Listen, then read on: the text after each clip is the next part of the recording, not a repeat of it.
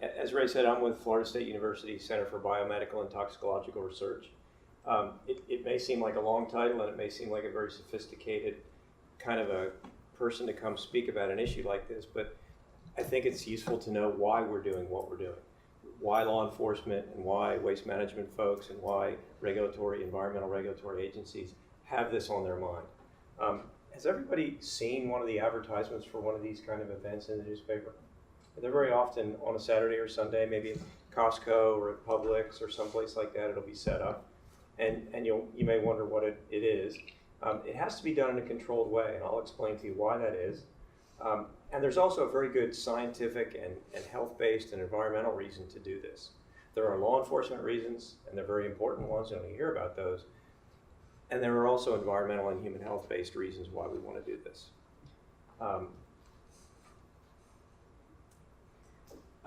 So my background is a toxicologist. I'm a human health-based person. That's pretty much all I do. There are also environmental toxicologists. I dabble in that area. I'm not a specialist in it, but I know plenty, and I can be dangerous in that area. I'm going to explain to you why there are both human health issues and environmental issues. Scott had alluded to some of the groundwater and drinking water issues. There are also a goodly number of considerations that relate to species that are non-human, and some of those things are of great concern to us as well. So really the question is, why do we care? Why do we even care about this? Why isn't it okay to just throw them in the trash can? I only got a few pills. Why isn't it okay to flush them down the toilet? They're gone, aren't they? No, they're really not. And you'll see why, but the short answer is that we're very good as a society in doing certain things. We can treat water very well for many of the things that we wanted to treat it for. Bacterial, chemical contamination. Some of the chemicals are not well treated by these processes, and I'll give you some examples just to sort of illustrate the concern that we have. Okay. I'm going to focus my attention, and I'll keep saying things about prescription medications, but understand that there is also a similar issue related to non-prescription, over-the-counter medications, nutritional supplements, and that kind of thing. While they may not have the same kind of human health issues associated with them, they do have a large number of environmental issues that are related to them, and they have to do with their chemical resistance to degradation, to breakdown. They're in very common use. It's the very unusual person who isn't taking some prescription medication for high blood pressure or cholesterol or pain meds or various different things that may be long-term or short-term in nature, and we tend to leave them in the closet, and they get accumulated, a couple pills here, a couple pills there, and we throw them away. There are some very specific ways to do that properly, and I want to tell you what those are. Scott may tell you more about it, and there may be others who do that as well. But when the medications change or they stop, very often we lose track. And if you attend one of these or run one of them for your own organization, you'll be surprised at both the volume and the variability of material that you collect. People will show up and say, I don't even know what this is anymore, but it's got my name on it. Well, it's probably time to get rid of that, right? And it doesn't only have to do with things that change, but they can be unwanted medications anymore. Maybe they've changed. Maybe you didn't like them. They didn't do what you wanted them to do. There's always a reason why they just are sitting on the shelf in your medicine cabinet. These Operation Medicine Cabinet programs are designed to operate in a controlled fashion to meet all the law enforcement regulations and the regulations that are specific to controlling the legal aspects of prescription medication disposal, but also the environmental and the human health kinds. So there are some direct and there are some indirect kinds of considerations that you have. And I'll consider for a moment some of the human health ones to be direct and indirect. The environmental ones are typically indirect because you're not throwing the pills out the back door, you're throwing them into the trash, and maybe they make their way to a landfill, or you're putting them down the toilet or down the sink and they make their way to the water treatment plant, and then ultimately to other places that you may not even be familiar with, or the people that you deal with at some of these medicine collection events aren't familiar with. So I want to give you a little bit of background information that you can answer people's questions with at these kinds of events. You see up on the upper left-hand corner, it can be fish, reptiles, amphibians can be affected. I'll tell you how. The upper right-hand corner, human beings can be affected, and in a couple of different ways that might not immediately come to mind when I say medicine collection event. Why? You may not instantly think of the kind of thing that I'm going to mention. And drug abuse, and there are some physical hazards associated with the presence of prescription medications in your home, or the homes of those people that you may be responsible for.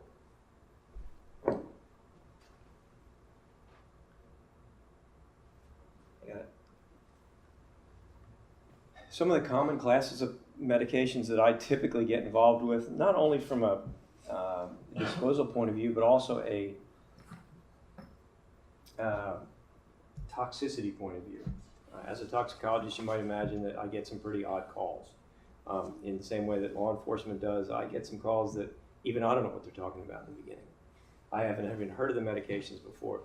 But there are a variety of them that are used for the same kinds of purposes. There are probably 15 or 20 cholesterol-lowering drugs that are common. There are probably 10 or 15 different blood pressure medications that are common.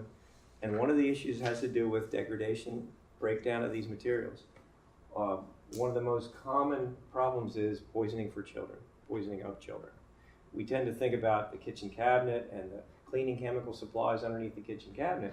We don't always think about medications in the medicine cabinet at home, and kids prospecting around and finding things and opening them, and they saw you take them, so I'm going to take a couple. If Dad takes them, Mom takes them. There are many, many, many instances. The poison control centers that I deal with regularly can tell you hundreds of examples that occur on a yearly basis of children having been poisoned by either unused or perfectly valid prescription medications. So that's one of the bigger concerns.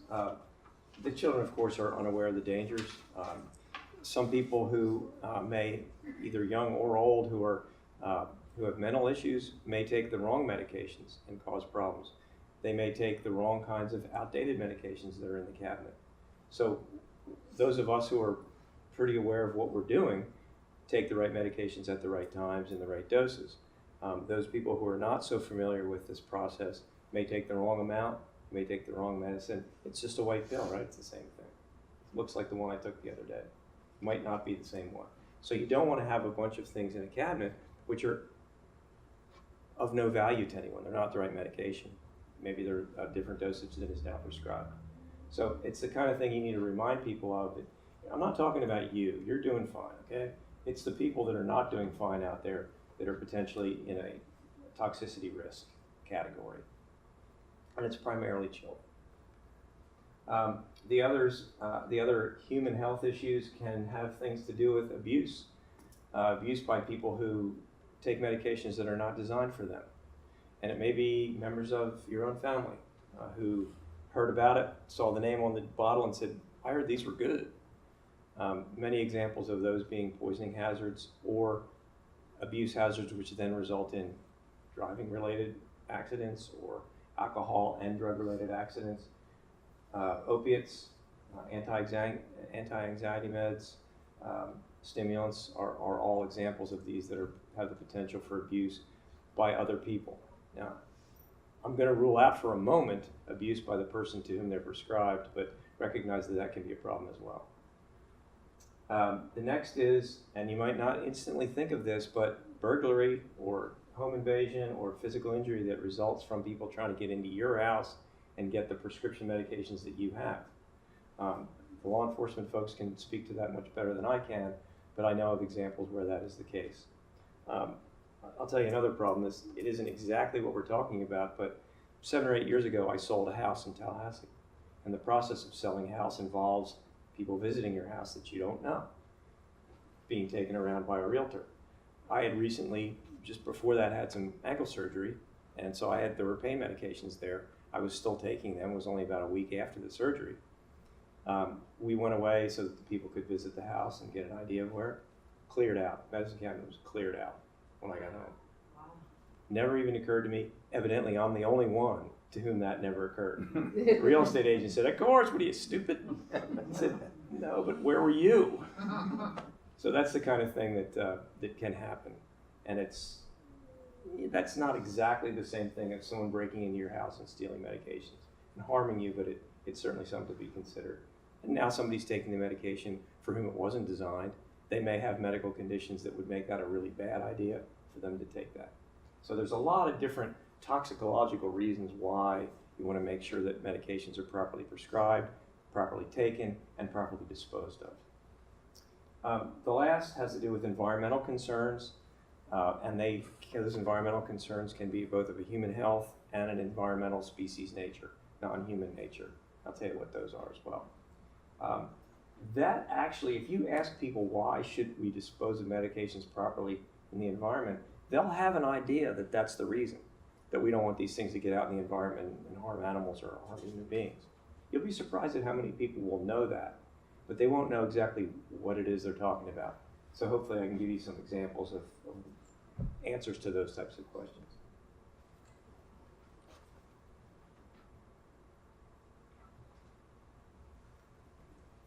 So how do they get in the environment? I mean, like I say, we don't throw them out the back door, but we do what we always do. If we're done with something, we put it in the trash. And everybody's guilty of it. We all put stuff in the trash and we think as we're putting it in there, I wonder if I should put that in there. That'll be fine. It's only a little bit. Everybody puts a little bit in there, pretty soon it's not a little bit anymore. That's how you get big environmental problems, is a little bit at a time. The bigger concern it goes to a landfill for the most part. When you put your trash out and they pick it up, it goes to a landfill. Dennis has that as part of his responsibilities, or at least an old landfill that was in Swanee County. We've learned over the past 40 or 50 years that some of the things that we did with landfills weren't all that smart. In the past, in the 20s and 30s and 40s, a landfill was a hole in the ground that we put stuff into until it filled up, and then we covered it up and dug another hole right next to it and put stuff into that till it got filled up. Well, years and years ago, those were unlined. Many of them are still unlined. But when something is unlined and you put material in it, it degrades, it breaks down, rain occurs on the top of the landfill, things leach out into the groundwater and they move. Then you have potential exposure in the drinking water to human beings, and you have potential exposure to surface waters or to animals that live in the environment that can come in contact with that. It isn't so much a soil issue as it is a water issue for the most part. But that's how it gets into the environment. Not only trash to a landfill to the groundwater, but also when something is flushed down the toilet, it goes to the water treatment plant. And I'll tell you, there's a couple things that can happen there that are good, and a couple things that can happen that are not good. Out of sight is not always out of mind. When we take the trash out, that's the last I think about it. Professionally, I think about it, but personally, I don't think about it. I try to be careful about what goes in the trash, but once it's gone, as far as I'm concerned, it's being handled properly and it's fine. Depending upon how many people you have in your house, it may be that you don't always know what's in the trash when you take it to the side of the road. I have several children. I'm quite certain that things went out of my house in the trash that I had no idea what they were. But there are prescribed and appropriate ways to handle medications in the trash that I'll alert you to, but they're pretty specific, and you can't just throw it in the trash. The water treatment plants have a couple of different things to be concerned about. When we send it when it goes out the drain at your house, if you're not on septic, if it goes to a common sanitary sewer system, they have particular processes that go on, aeration, chemical breakdown, that are specifically designed to deal with chemicals, and they largely do. The problem is that some of these chemicals, the prescription medications and non-prescription nutritional supplements, are very resistant to degradation. One of the most common first-line treatments for high blood pressure, most of you are old enough to have thought about this, is hydrochlorothiazide. It's a long name, relatively simple chemical. It is a diuretic. It reduces your blood volume and causes your blood pressure to go down. It is not well degraded in a water treatment plant environment. It passes right through. Not only does it pass through in the water, that then subsequently may be discharged. Maybe it meets all the requirements of the state or the county government, and then it's discharged to maybe a surface water body in some cases, or a spray field. We used to think spray fields were the answer, but it turns out they might not be the answer.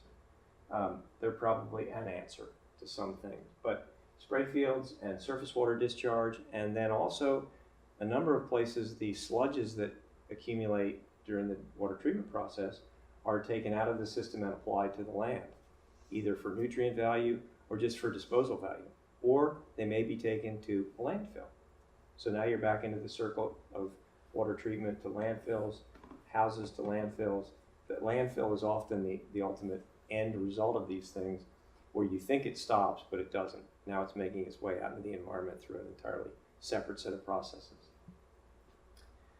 So effluent from the water treatment plant, spray field, effluent, and sludges are the three places that a water treatment plant can be ineffective or can result in environmental contamination. As good as we are at what we do, it is not perfect. And we've learned that largely by the detection of some of these substances, places we never expected to see it. In fish tissue of surface water bodies that receive effluent from wastewater treatment plants. In groundwater, in springs that receive groundwater discharge from places that have received spray field application. Didn't expect to find them there, but there they were. And you can hate it, but you still have to acknowledge it, and you have to figure out what you're going to do about it. In the beginning, we didn't know what to do about it, or there weren't any things to do about it. Now we realize that we're talking about parts per billion or part per trillion levels of these substances in groundwater or surface waters or fish tissue being too much. Well, once it's out there in the environment in parts per billion or parts per trillion, you can't really clean it up. It's very, very difficult. You have to spend incredible resources to try to recover those. The best place to recover those is when the mass is still great, like dealing with a landfill properly, or dealing with sewage sludge properly, or dealing with wastewater treatment plant effluent properly. But some of these things, and I mentioned hydrochlorothiazide, hormone supplements, male and female, are not well degraded in wastewater treatment plant environments. Some of them get degraded by the bacteria, some of them get volatilized by the aeration system, but some of them pass right on through. And as I'll tell you in a minute, the human health concerns about those are pretty small, but the environmental concerns about those are pretty big, because hormonal supplements, or the chemicals that act as hormonal supplements, act on other species just like they act on human beings. There's only a certain number of ways that an animal body can see a chemical, and sometimes they see these things as hormones, and they do things to the reproductive system or to developmental system that were never intended.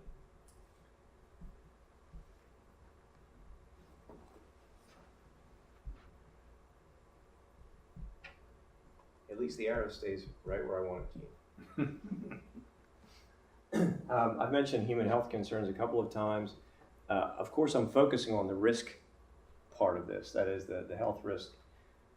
But there are a number of other things that we as regulators, or as scientists, or as law enforcement folks, or as medical community folks need to realize, and that is there's a couple of different pieces of this puzzle. We can assess the risks, but if we can't communicate those to the public, it doesn't work. They won't stop doing what they're doing that we want them to stop doing. It may be that there is no engineering solution to a problem, so we need to go a different direction. That's the risk management part of this. So you've got the risk assessment part that I do, you've got the risk management part that the engineers or the chemists or the regulators do, and then you've got the risk communication part that is the way in which we get our message to the general population to try to get them to change their behavior.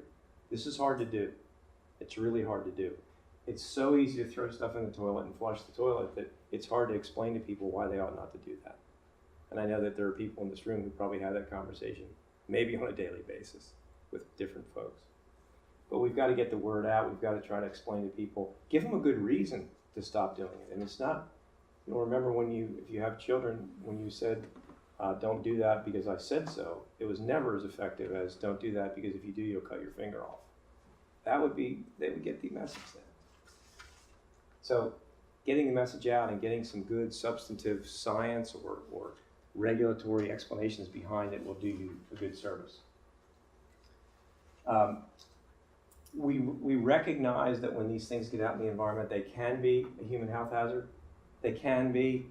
They're generally not, though.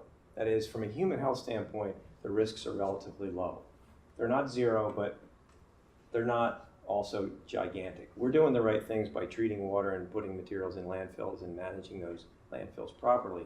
But we have to realize also that unlined landfills are probably not the best idea we ever had. And there are other things that can be done about that. We can collect the leachate from landfills too, and not have it just pass through the bottom of the landfill into groundwater. Getting a lot better at that, but we're not perfect at it. And it's often a financial consideration, depending upon the size of the government, and sometimes not even depending upon the size of the government. There's not infinite resources available. So it's much, much, much less costly and much more effective to treat these things when they're still in pretty concentrated form than once they get out.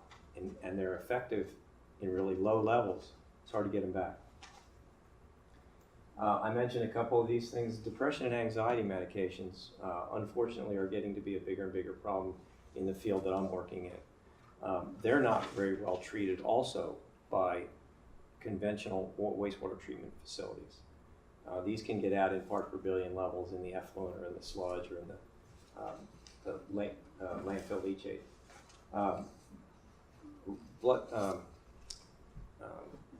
Reproductive hormonal treatments, either for age-related conditions or birth control, are a big deal. Outdated birth control, throw it in the trash. It's not a good way to dispose of it. I don't know how many of those kinds of situations you encounter, but I would imagine that every collection event has a lot of that. We do a lot. Either partially used discs or discs they change the meds, and now they have one pack of 6 or 7 discs in there. Get a lot of those. It's usually the Viagra containers that we have. It's usually Ray's trying to get those. I see. So there are groups of chemicals that we see over and over and over that are large volume substances. Interestingly enough, some of the nutritional supplements are the larger volumes. People buy a big bottle of it to save money, and then they either don't like it or it doesn't work, so they just throw it away. Most of the prescription medications, people have either taken them for a period of time and there's maybe a little bit left, but they're not in huge quantities for the most part. I'll tell you another story in a second. I'll tell you right now. My dad is 88 years old, and I told my dad that I was going to be meeting with you all, and that Gene was going to be doing a Operation Medicine Cabinet event. And I said, give me your medications and I'll get rid of them for you, he and his wife. And so a couple of days later, they brought me a gallon Ziploc bag filled with pills. I said, I might have forgotten the part about that you have to leave them in the container so we know what they are. So now I have this gigantic bag full of stuff that I was in Atlanta yesterday, and I came directly here from Atlanta, and I thought, I can't take this on a plane with me. This gigantic bag full of unidentified medications. I'll just have to wait till the next one and tell that. Yeah. But people don't, it's not their fault that they don't think of it. It's that I didn't tell them that. Right. He didn't think that it made any difference. But once you explain to them why it makes a difference, and I will say that again, people then, they understand. Then they have knowledge that nobody else has, and they want to do that stuff. They want to do what you tell them to do. Scratch out your name so no one knows it's yours. Leave it in the medication bottle that it came in. And then I'll tell you some things about disposal that some of you may already know, but it would allow you under certain sets of circumstances to dispose of these things in trash, but not in a water supply. I've mentioned ecological concerns a couple of times.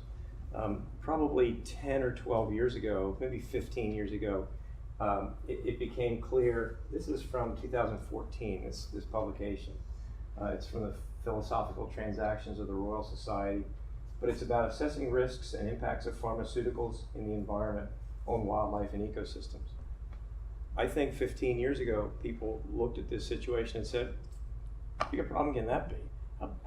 How big a problem can it be that there's 5 birth control pills in the water supply of the city of Tallahassee? Well, if that were the case, it probably wouldn't.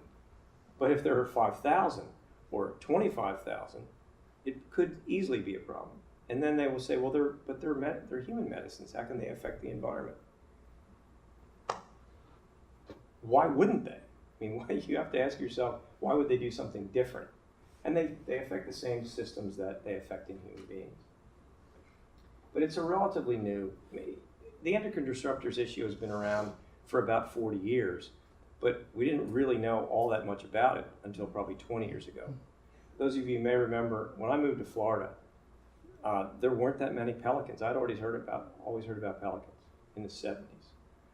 And there was hardly any pelicans. My wife was from Panama City, and there'd be pelican periodically, but everybody would always say, well, there used to be thousands of pelicans around here.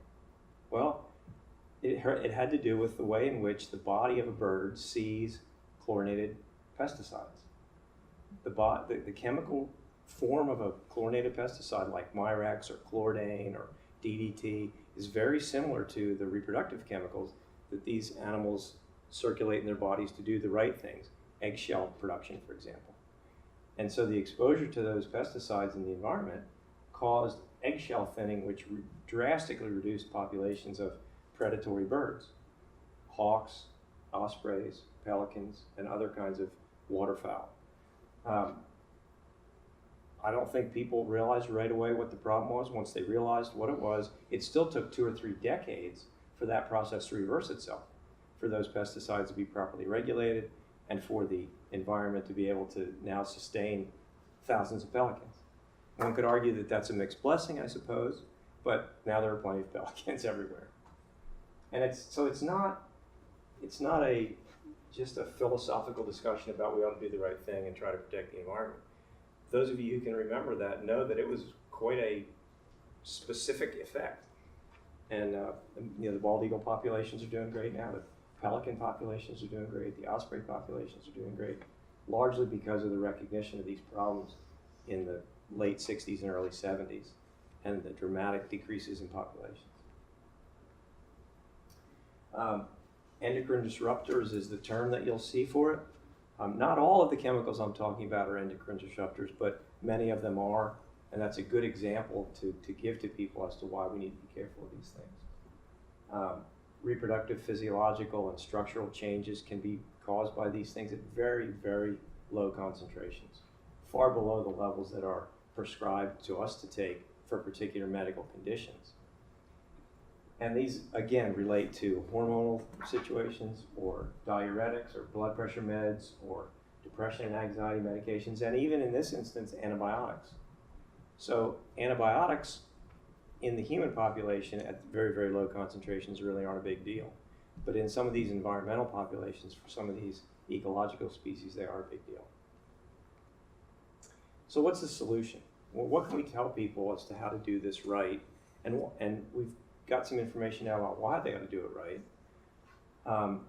You won't persuade everyone, but the people that come to the Operation Medicine Cabinet aren't the ones you're trying to persuade anymore. They're already coming.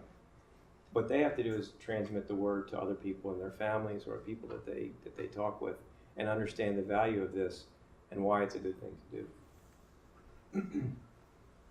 You know to tell people not to flush things down the drains or the toilets. And it can be both. Most of the time it's going to the same place. In my house, because I live in the county, it goes to a septic system. But remember, that's even worse because my septic system and my drain field are a direct conduit to the environment. That's the way it's supposed to work. At least in a water treatment plant, there's a very sophisticated bacterial degradation and aeration and flocculation system that gets these numbers down. In my house, I have to be very careful of that.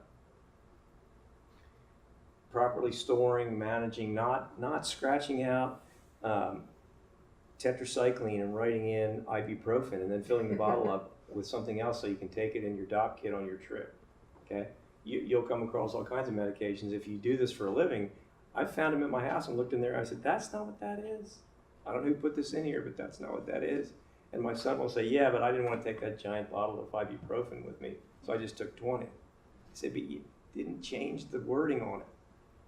You know, I'm not telling you to do this, but if you're going to do it, at least change the name so we know what it is. Try to persuade people that that's not the right way to handle it. Try not to have them show up with gallon Ziplocs with uncharacterized medications in them. It's probably good you can tell them about some guy you talked with that should know better, whose dad didn't know better. You don't have to give my name, though. And keep them in their original containers, really, really crucial. Spreading the word about these is one of the most effective things that you can do and that I can do, is make people even know that these things exist.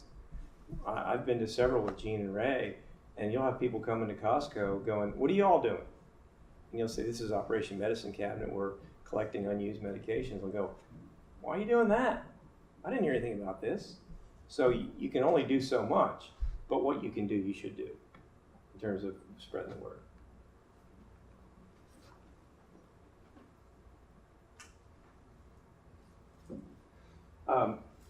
There are, Gene reminded me of this, there are very specific sets of protocols or procedures that you can use in order to safely dispose of things in the trash. And it's fairly complicated, but originally keeping it in the original medical container so that you can identify them, marking out the name for security purposes so somebody doesn't know where it came from.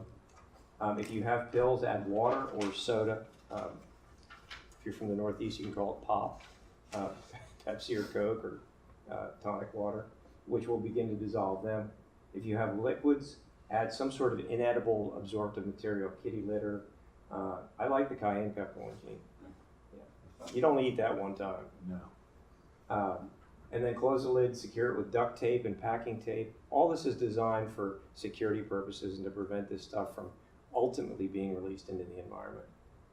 Put those bottles inside a non-see-through container, a coffee can, or a plastic laundry bottle, again, so people can't see what it is and break it open. Take that container closed, and it says hide the container. If you throw it in the trash and you've done all these things, you're probably fine. Do not put it in a recycle bin. Those processes are entirely different. And these guys can tell you all about recycling. That's another giant element of what they do, not related to this. And if you have an interest in supplementary sources of information, some of these you may know. Some of you may want to check out either the SWIC site, Gene and Ray's site, or a US EPA site that talks about emerging contaminants. If you type in unused medications disposal, you'll find all of these things very, very quickly. Other people can as well. It's one of the few subject areas that if you type it in, you won't get porn back. I promise. DEP has a system that has a specific off-ramp for waste pharmaceuticals, and we at the CBTR can try to answer any questions that you have as well. So it's a simple subject area. The problem is that people don't properly understand it, and they don't think about it, and that's the biggest impediment that we face, is trying to explain to people that there is a process by which this can be done, and that it's not very hard. All I have to do is just stop by on Saturday morning and give me the bag of medication bottles. What's really valuable, though, is for you all to know things to tell people about why this is a good idea. People love to know something that no one else knows, that the rest of their family doesn't know. If they come home from Costco and they say, I went to Operation Medicine Cabinet, and they can say, what is that? And they tell them, and they say, why did they do that? So that there can be pelicans. Now they want to talk about it. So it's a little bit of a linear string. If you guys have any questions, I'm happy to see if I can answer them. Some of you do bits and pieces of this your own self. The law enforcement folks, the landfill folks, the medical folks, the waste folks. But you may not have seen it all put together in one piece before as to why you should do it this way. Is there anybody have any questions? Or hypothetical stories that happened not to you, but of course to someone else? That's usually the stories I get. Well, I didn't do this, but let me tell you what happened to this guy that I did. Can you comment real quickly, Chris, on why incineration is right now the best alternative Sure. Yeah, to handle and manage this stuff? When you start to talk about waste management, the first thing you realize is that there have to be multiple ways in which we can manage waste, solid waste. Landfills there's going to be some need for landfills always, but there are now other things. There's recycling available. Ray's talking about incineration. Incineration, theoretically anyway, if it's conducted properly and for a sufficiently long period of time, will break these things down to their component parts. It'll break them down to essentially nothing. That is the best way to do it.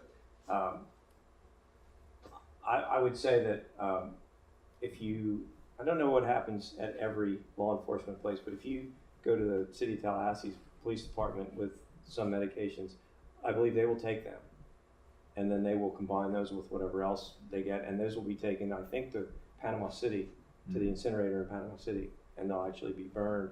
They of course have to take them out of the plastic bottles and burn the medications, but not the plastics, because those plastics have associated environmental airborne consequences that we don't want.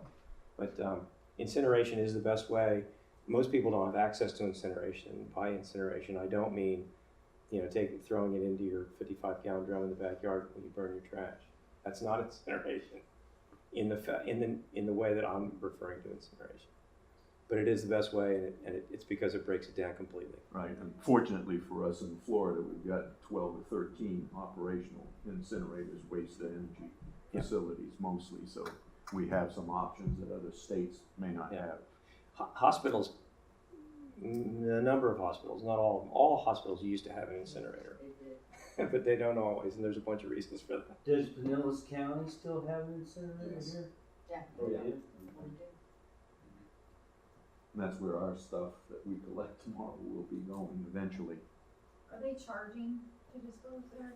You know, That I don't know, I can find that out. there's a weight limit to dispose. I don't know that for sure, maybe you know. They don't take, or we don't take the medications over until they have at least 2,000 pounds. So it's a load. Yeah, it's a load. And they close down a bay, and we go in and.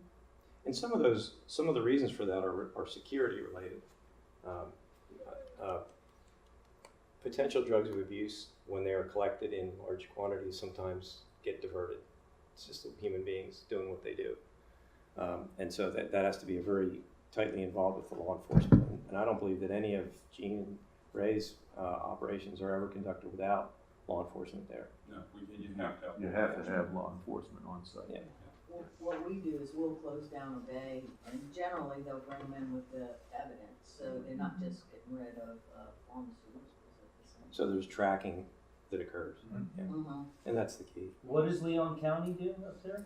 How do they? Well, the Leon County Sheriff's Office does some of the same things that Gene's talking about. They'll be represented at the And they have collection. And then we go to Panama City with it. The Panama, Bay County, I guess it's still called Bay County, right? Yeah. Bay Memorial. It has an incinerator in about 2 hours I west know of us. Swanee County Sheriff Department, they have a receptacle inside the station and all unwanted, in fact, people brought them to me at the landfill and I've personally taken them there and put them in the receptacle. From there, what happens, I don't know, evidently. Yeah. They probably go to Panama City. That's usually DEA coming in and taking those in. Okay. They usually, I don't know how Pinellas does it anymore, I can't remember, but usually DEA handles what's on the outside of the entity, because once it enters the sheriff's office, then the evidence custodians have to do it, and you need a court order for disposal at that point. Yeah. Once you enter a system like that, it's really quite prescriptive. It's Right. very, very detailed. And I don't know, maybe I shouldn't even say this, but I'm not 100% sure that you can physically take them, of course. Right. I'm not sure if you're actually allowed to take Well, them. what happens there, you've been to through Swanee County before, and it's real rural, and there's a lot of retirees there. And people just come in to the landfill, say, I don't know what to do with them here, take them, they don't give us a box. And the scale master's like, that's what we do. The only thing I need to do, I'll take them right now to the sheriff's department. Yeah, I would defer to you all about that, but I suspect that the better move is to simply keep it and call them and they can come and get it. Yeah, then, Yeah, or get them to take it. Yeah. I'll address that, some of that will be discovered or revealed in the next presentation. It But I doesn't can also happen address that often is what usually happens, is they throw it in the dumpsters at the collection And site. you get it then back it's- out. Yeah. Right. No, I understand. We're in a And then- pathological case now where you got to do the right thing. Right. But there are very specific sets of procedures that one is supposed to go through, and there are reasons for it. Right. And they have to do with the legal nature of prescription medication. I don't think anybody would care if you gave them a bottle of acetaminophen, but Right. they probably have some restriction even there. Right. Or you're gonna get into trouble if it's a controlled substance. Right. Yeah, I don't want to get pulled over. Yeah. You know I'm in the county. Yeah, Got a box box full of boxes. wheels. That's what I was It thinking. wouldn't make your day. Right. So, I'm taking it anywhere. Exactly. Yeah. Well, I know everybody here knew some of what I was going to say. And what I hope is maybe at least once during this presentation went, God, I did not know that. If there was at least one moment when you said that, I've accomplished my objective. And I think also the diversity of experience in this room is really valuable. I would encourage you to talk to each other while you got a chance and try to exchange some information. It's surprising how much people want to do the right thing if you give them a chance. Absolutely. If you give them some reason to do it and tell them how to do it. Thank you very much. It's good to Thanks, talk to you. Chris.